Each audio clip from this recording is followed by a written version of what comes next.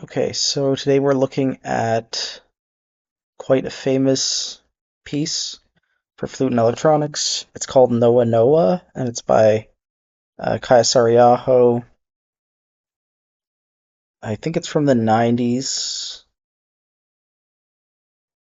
So this is a very early piece with live electronics. The score itself is kind of like just two big pages in landscape. And you can see there's two staves at certain points in the score because the flautist is they have to like speak into the instrument at certain points. I believe they're speaking French syllables. Also, it was written for Camilla Hoitenga, who gave the first performance in Darmstadt on the 23rd of July, 1992. So I guess that answers that question. It's from at least 1992, maybe even earlier. The work was realized in Earcam Studios. So I guess this is when Saariaho was starting to get her big break working at Earcam. NoaNoa, meaning fragrant, was born from ideas I had for flute while writing my ballet music, Ma. I wanted to write down, exaggerate, even abuse certain flute mannerisms that had been haunting me for some years. Formerly, I was experimenting with the idea of developing several elements simultaneously, first one after another, then superimposed. The title refers to a woodcut by Paul Gauguin. It might be a series of woodcuts or something. It also refers to a traveling diary of the same name, so that's why I'm getting a bit confused here. Written during his visit to Tahiti from 1891 to 93. So again, we are seeing exoticism in solo flute writing, which I would argue was also a feature of Syrinx, even though that was about ancient Greece. And a couple other flute pieces we looked at already. So yeah, there's like this association with prehistory and you know obviously not considering the impact of colonialism on any of this, but yeah, NoaNoa is also a teamwork. It was written in collaboration with Camilla Hoitenga, the person who premiered it. The electronic part was developed by Jean-Baptiste Barrière with Xavier Chabot as programmer. I've actually seen Jean-Baptiste at a few conferences. He gave a talk or some sort of in memoriam speech at ICMC last year. So yeah, a lot of these people are still active in the electroacoustic music scene in the US and abroad. Here's the text basically that gets sung into the flute. You can see it's like a mix of French words and also just sounds, like it breaks out into sound. Um, the word fleur is repeated, or flower, right, or la rose as well. Those words get repeated a lot. It's fragrant, so there's a lot of like words related to like the odors of flowers. And as for the electronics, so there is a bunch of like performance notes here. Um, but I think what is more interesting is probably how this thing was set up to run. So in order to run this piece, it's recommended you have a Mac computer with a CD-ROM drive, I guess, to play the fixed media component of the piece, which would have been played on CD in the Premiere.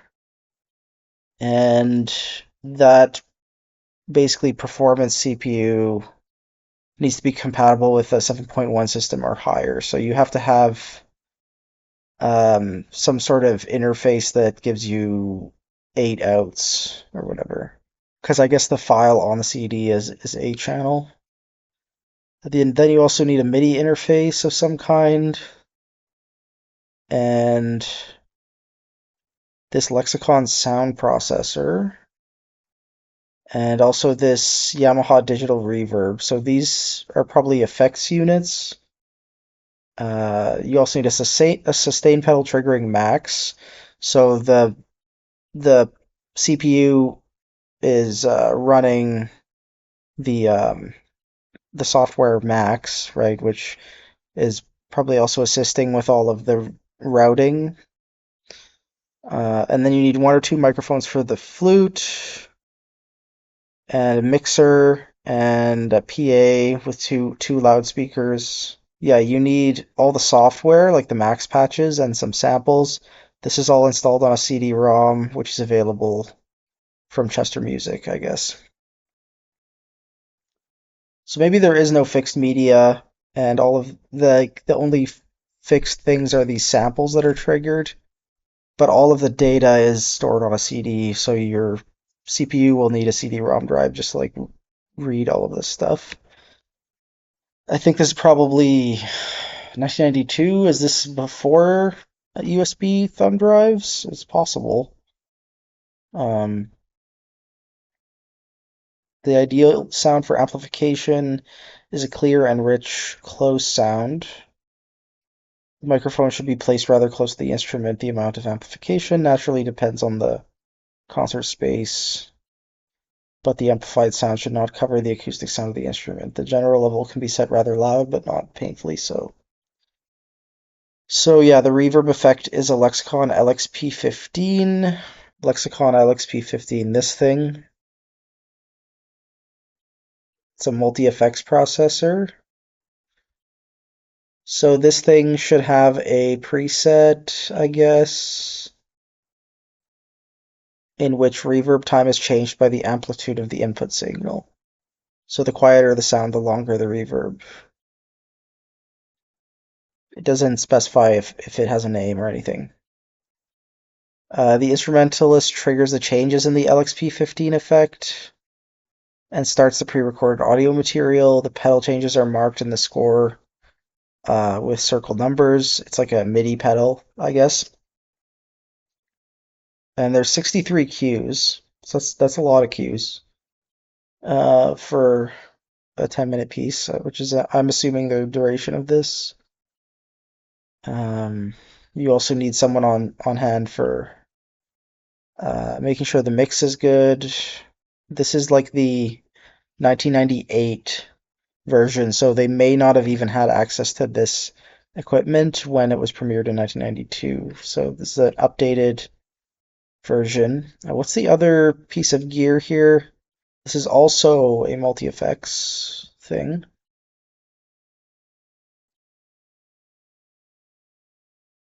Oh yeah, the MIDI pedal is a sustain pedal, I guess, because we want to avoid the sound of the pedal clicking. So yeah. So I guess there's some alternatives here that are offered, right? So instead of the LXP15, you could use a PCM80, also Lexicon, or you could use TC Electronics 5000. So I'm assuming the max patch is just sort of working with sending MIDI signals or whatever to this effects unit. So this is probably before Max MSP had a lot of different, or had maybe before computers had the processing power to just like run effects in Max, you know? So yeah, kind of an interesting little piece of history there. This is the flautist who premiered it, Camilla Hoitenga. She's well known for her close work with Saariaho and also Stockhausen. Praised by the New York Times for her seamless blend of technical brilliance and expressive depth. She's premiered concertos by Saariaho, Peter Kozengi, and Kenichiro Kobayashi. Her repertoire ranges from Baroque to interdisciplinary projects. Based in Kelowna, North Carolina, she also teaches and mentors worldwide. I encourage you to click on the link in the video description so that you can listen to this piece with me today. Okay, so this was an interesting one. As it turns out, I'm not very familiar with this piece, but yeah, it had a lot more going on in the electronics than I expected. We have like pre-recorded flute towards the beginning of the piece. I think that was mentioned in the performance notes, which is then cued later.